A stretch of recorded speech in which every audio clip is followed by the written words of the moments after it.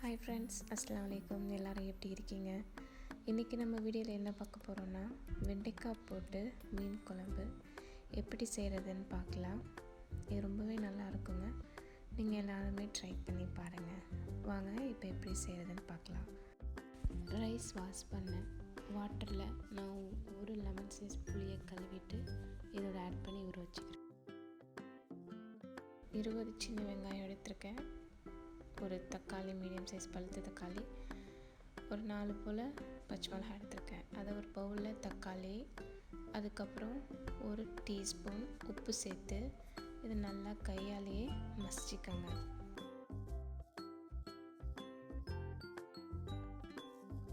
மசித்த பிறகு இது கூடவே பச்சை மிளகாவையும் ஆட் பண்ணிக்கோங்க.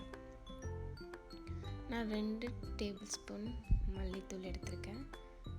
அதுக்கப்புறம் 1 டேபிள் ஸ்பூன் மிளகாத்தூள் எடுத்திருக்கேன்.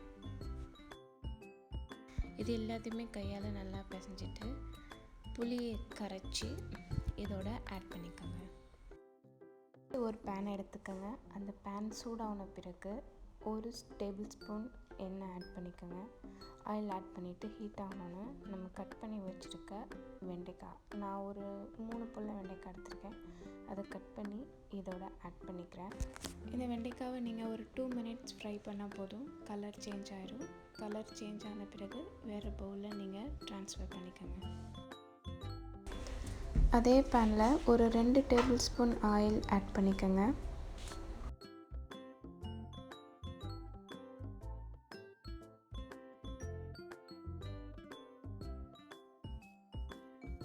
ஒரு 1/4 ஸ்பூன் கடுகு ஆட் பண்ணிக்கோங்க.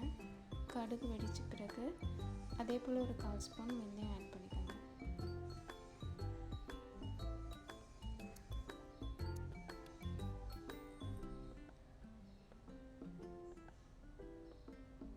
இப்போது ஒரு கொத்து கருவேப்பிலையை ஆட் பண்ணிக்கோங்க.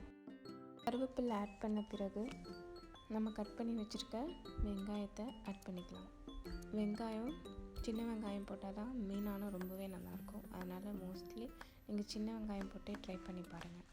இது நல்லா கலர் மாறுற வரைக்கும் வதக்கி விட்டுட்டு நம்ம புளி கரைசல் இருக்கு இல்லையா, மசாலா போட்டு வச்சுருக்கல, அதை இதில் நீங்கள் ஆட் பண்ணிக்கோங்க.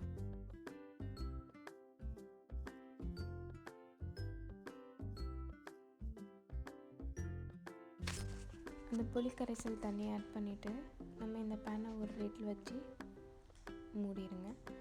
இது மூடி கிட்டத்தட்ட ஒரு 10 நிமிஷம் நல்லாவே கொதிக்கணும். கொதித்த பிறகு நீங்கள் பார்த்தீங்கன்னா எண்ணெய் பிரிஞ்சு வந்திருக்கும். இந்த ஸ்டேஜில் நான் 1 டேபிள் ஸ்பூன் அளவு அரைச்ச தேங்காவை இது கூட ஆட் பண்ணிக்கிட்டேன். அந்த கோகோனட் பேஸ்ட்டை நல்லா ஸ்ப்ரெட் பண்ணி விட்டுருங்க. அதுக்கப்புறம் க்ளீன் பண்ணி வச்சுருக்க ஃபிஷ் ஆட் பண்ணிவிட்டு ஒரு லிட்டை வச்சு மூடி ஒரு 6 to 8 மினிட்ஸ் மீடியம் ஃப்ளேமில் குக் பண்ணுங்கள்.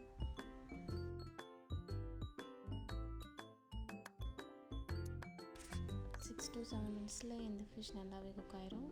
அதுக்கப்புறம் சுவிட்ச் ஆஃப் பண்ணிவிட்டு நம்ம வதக்கி வச்சுருக்க வெண்டைக்காவை ஆட் பண்ணி நம்ம க்ளோஸ் பண்ணிட்டா மீன் குழம்பு ரெடி.